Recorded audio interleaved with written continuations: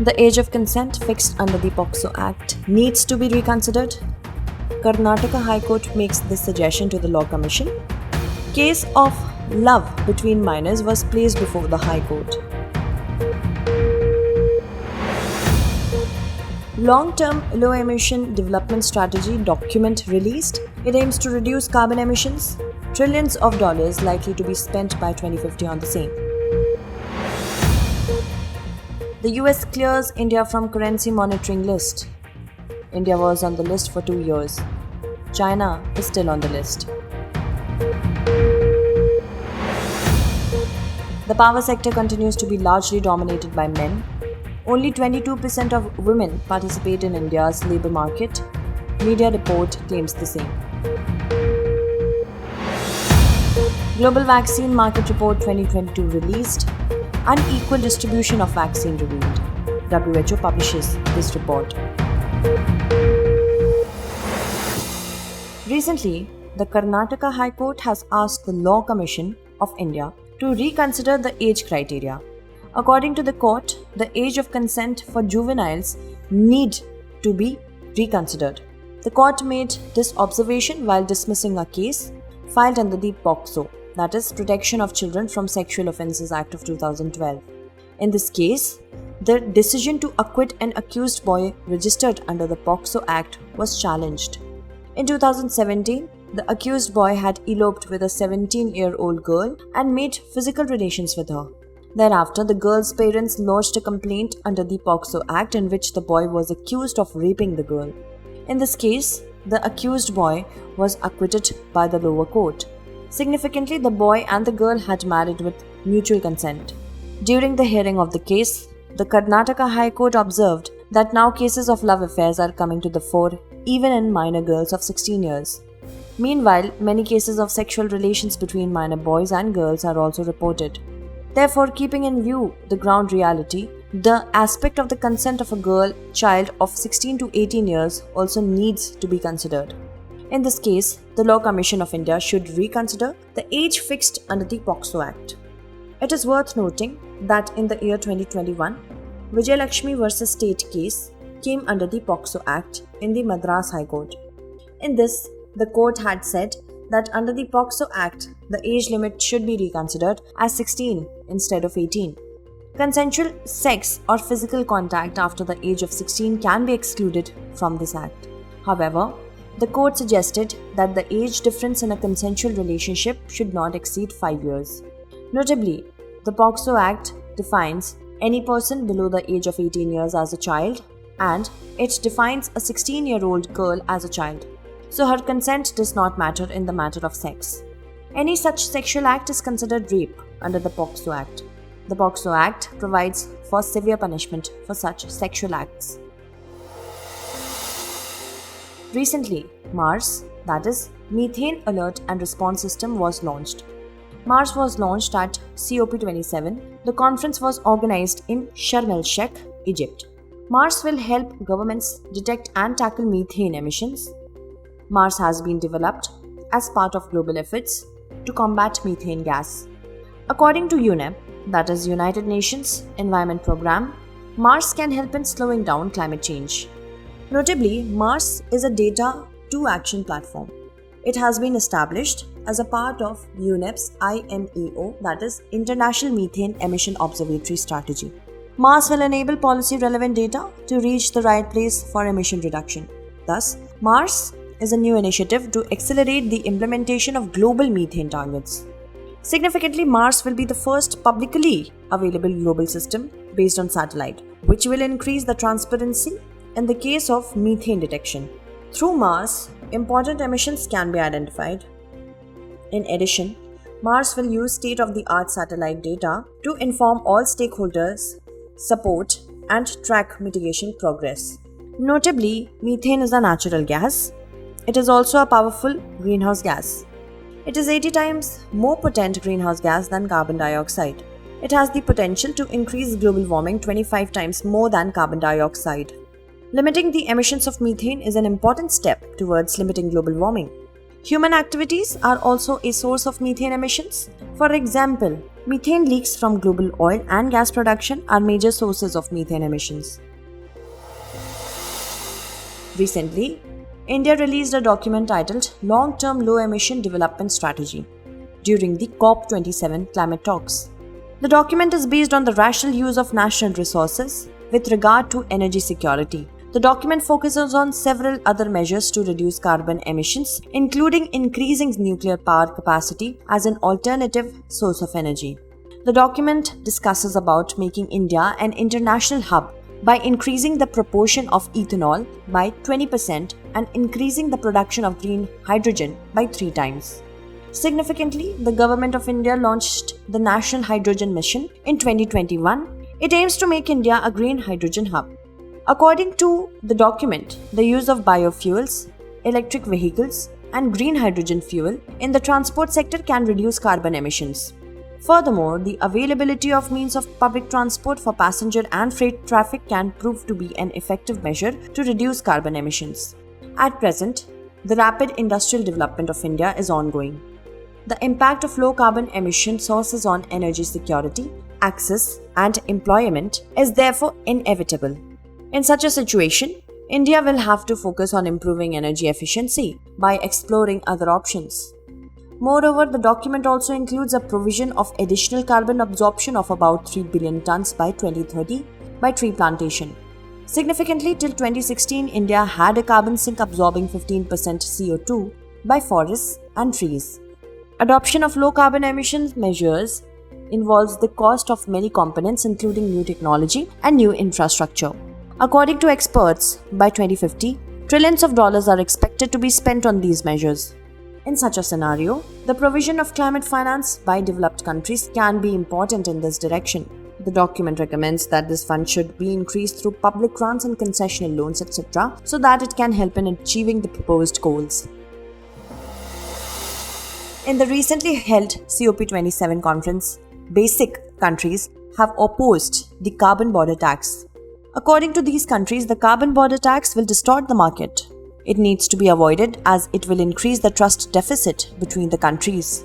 In the matter of carbon border tax, these countries have also criticized the developed countries. They hold that developing countries are asked to reduce carbon emissions, but developed countries are increasing their dependence on fossil fuels. There has been a significant increase in the consumption and production of fossil fuels by developed countries. Such double standards are inconsistent with climate equity and justice. Notably, the carbon border tax is a tax imposed by the European Union. It is the first such tax in the world which will be imposed on the imports of goods increasing pollution. It was introduced on 14th July 2021, but it is to be implemented in a phased manner from 2026. It will be imposed on imports of steel, aluminium, cement, and electricity, etc. These are the products whose manufacturing process has high carbon emissions. The tax has been introduced as a part of the program to meet the climate goals of the European Union. According to the European Union, such a tax would encourage other countries to reduce their emissions of greenhouse gases. It will also help the European Union in the fight against climate change. However, basic countries allege that the tax aims to protect European industries from competition. Significantly, the European Union has announced cutting its carbon emissions by at least 55%. The reduction is to be done by 2030. So far, there has been a decrease of about 24% in carbon emissions. Significantly, the group of Brazil, India, South Africa, and China is called BASIC. A major part of the economy of these countries is still dependent on coal. Hence, they insist on the use of fossil fuels as an interim measure. Recently, the US has cleared India from its currency monitoring list. This information has been received from the half-yearly report submitted by the Treasury Department to the US Congress. Apart from India, Italy, Mexico, Thailand, and Vietnam have also been cleared from the list. However, China, Japan, Taiwan, South Korea, Singapore, Malaysia, and Germany still feature in the list. India was on the list for the last 2 years. Notably, the currency monitoring list closely monitors the currency policies of major trading partners of the US. In this way, it reviews the currency-related activities of these countries. It is released every 6 months by the US Treasury Department. If the name of a country appears on this list, then it is considered a currency manipulator. According to the report, currency manipulators are the countries that engage in unfair currency manipulation practices for trade gains. In this way, those countries are included in the list whose foreign exchange rate is doubted by the US. It implies that these countries are artificially reducing the value of their currency. Actually, the cost of exports decreases for the country concerned as the value of the currency decreases. Artificially reducing the value of a currency is called devaluation. In devaluation, a domestic currency's value is deliberately reduced against a foreign currency by a government or a monetary authority. Devaluation is done to promote exports and to reduce imports of a country. Thus, devaluation helps in balancing the trade and reducing the current account deficit. Recently, SEBI, that is, Security Exchange Board of India, has released a regulatory framework for OBPP, that is, Online Bond Platform Providers. It aims to streamline online bond operations. Under the new framework, online bond platforms will now be a company incorporated in India and must be registered as a stock broker in the debt segment of the stock exchange. After obtaining registration, an entity will have to apply to the exchange to act as an OBPP. Basically, debt market is the platform where investors buy and sell debt securities, mainly in the form of bonds. Furthermore, these platforms will also be bound to follow the rules made by SEBI in the future. OBPP will not be able to send other products or services on their platform except list debt securities and debt securities proposed to be listed through public offerings. If any OBPP fails to comply with any of the provisions of the framework issued, then action will be taken against it through the SEBI Act or any other rules, regulations, and circulars issued by SEBI. SEBI has stated that there has been an increase in the number of OBPPs offering debt securities to non-institutional investors over the past few years. Most of these OBPPs are fintech companies or are backed by stockbrokers. At present, there has been a significant increase in the number of registered users transacting through OBPPs. Despite this, OBPPs, which provide non-institutional investors access to the bond market, were outside the regulatory purview of SEBI. Significantly, bonds are certificates issued in lieu of loans. These are financial instruments issued by large corporations or governments to raise funds from the public. Recently, WPI-based inflation data for the month of October was released. The data shows that wholesale inflation has come down by 2 points to 8.39%. This is the first time in the last 19 months that wholesale inflation has remained in the unit digit. This has happened due to the fall in the prices of fuel and manufactured products. In fact, earlier in March 2021, the inflation was 7.89%. Thereafter, since April 2021, the wholesale inflation remained above 10% for 18 consecutive months. It was at 10.79% in September 2021. Significantly, the WPI reflects the change in the wholesale price of goods. It is prepared on monthly basis. Its compilation is prepared by the Office of the Economic Advisor, Ministry of Commerce and Industry. The base year for its calculation has been kept as 2011 and 12. It was changed in the year 2021 on the advice of a working group constituted under the chairmanship of Dr. Soumitra Chaudhary. Thus, its base year was changed from 2004 and 5 to 2011 and 12. Apart from this, instead of 676 items, it was decided to include 697 items. Thus, the weight of the primary articles is 22.62%. Fuel and energy have a weight of 13.15%, while the weight of manufactured products is 64.23%. This does not include services. For your information, let us tell you that WPI was started in India from January 10, 1942. At present, efforts are being made for clean energy at the global level. In such a situation, some shocking figures have come to the fore regarding women in terms of clean energy. Media reports claim that the energy sector is largely dominated by men. It implies that the participation of women in the energy sector is very less. In such a scenario, reducing the gender gap can help India in transitioning to a low-carbon economy. However, Various efforts have been made to reduce the gender gap in the last decade. Despite this, there are many reasons due to which women are facing obstacles in starting or maintaining their business in the energy sector. According to experts, currently, about 22% of women in India are engaged in the labour market. This figure reflects the wide gender gap in the labour market. Countries such as Finland, Norway, and Sweden have closed this gender gap by more than 80%. Furthermore, the tendency of rural women to leave their jobs is more as compared to urban women in India. Basically, women have to face economic constraints. Due to this, they do not get the benefit of health, education, and other services. As a result, there is a decrease in their participation in jobs. At present, many countries including India are focusing on adopting renewable energy resources. In such a situation, women have their own importance in adopting these measures or at the level of research, business, and use of such technologies. Given the situation, almost equal participation of women in the labour force is likely to accelerate each phase of the measure. According to the IRENA, that is, International Renewable Energy Agency report of 2022, the solar photovoltaic industry is a leader in terms of employment opportunities and gender balance in the world.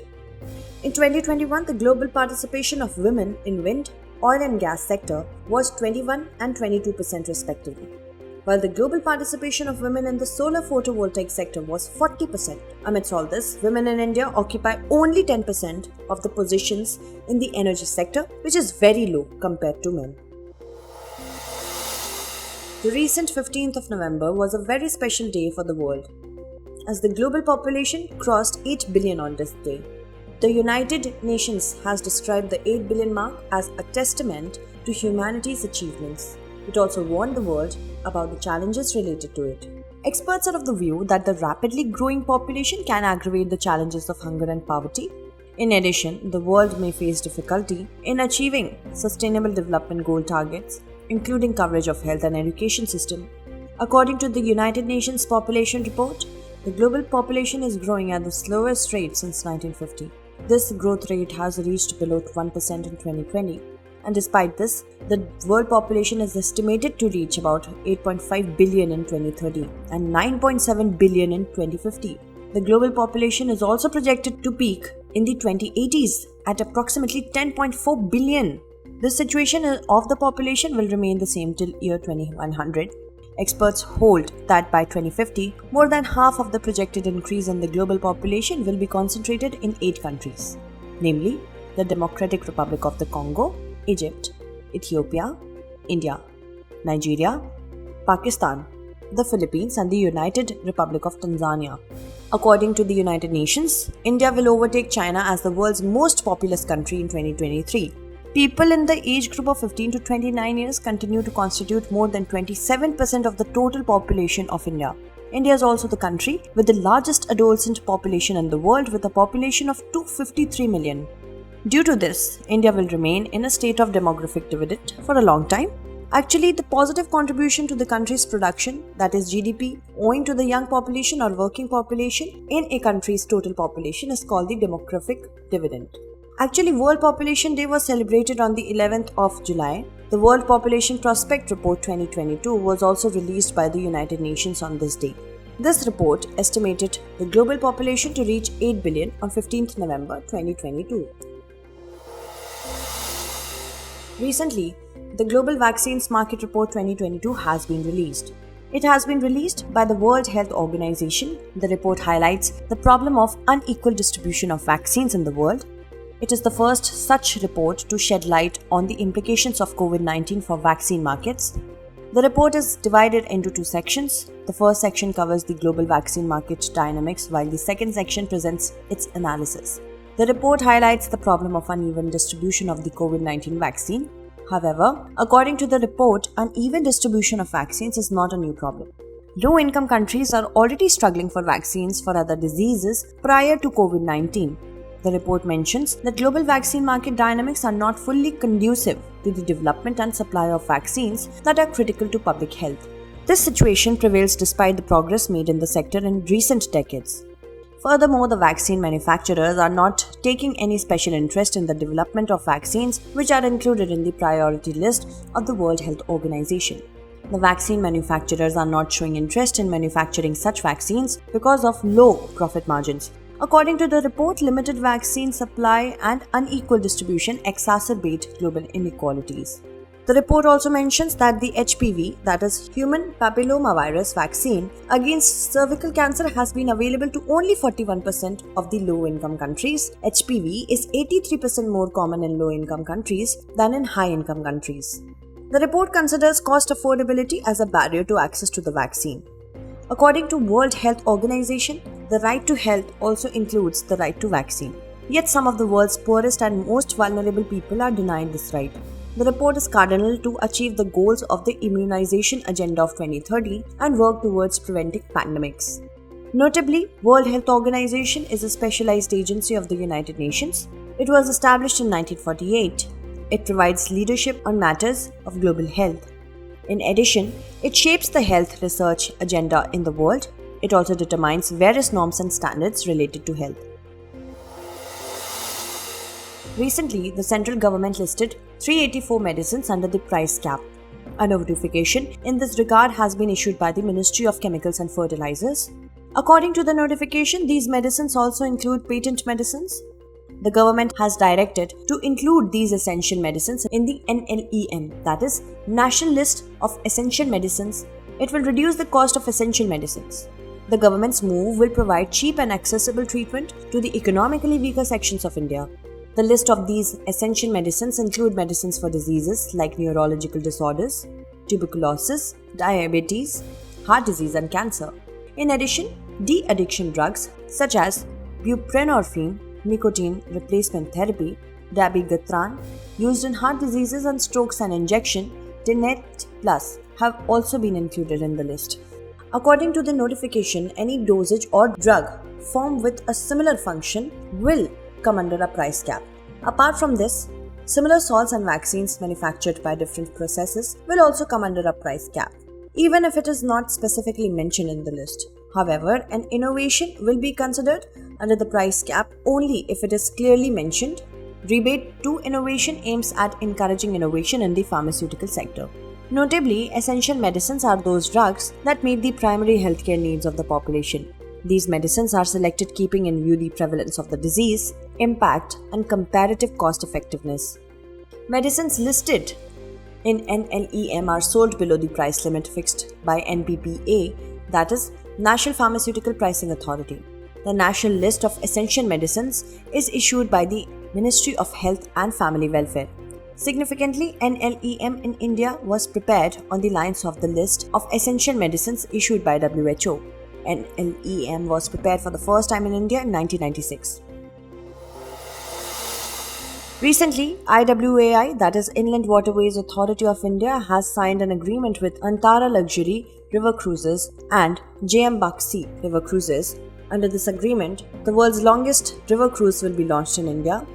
The government proposes to launch the river cruise next year. The luxury river cruise will sail from Varanasi, Uttar Pradesh to Dibrugarh, Assam. It aims to promote the development of inland waterways in India. It will be launched under PPP, that is, Public-Private Partnership Model. Significantly, the river cruise will cover a distance of 4,000 kilometers from Varanasi to Dibrugarh. It will also pass through Bangladesh during its voyage. It will take about 50 days to complete the journey. Thus, it will be the world's largest river journey by a single river ship.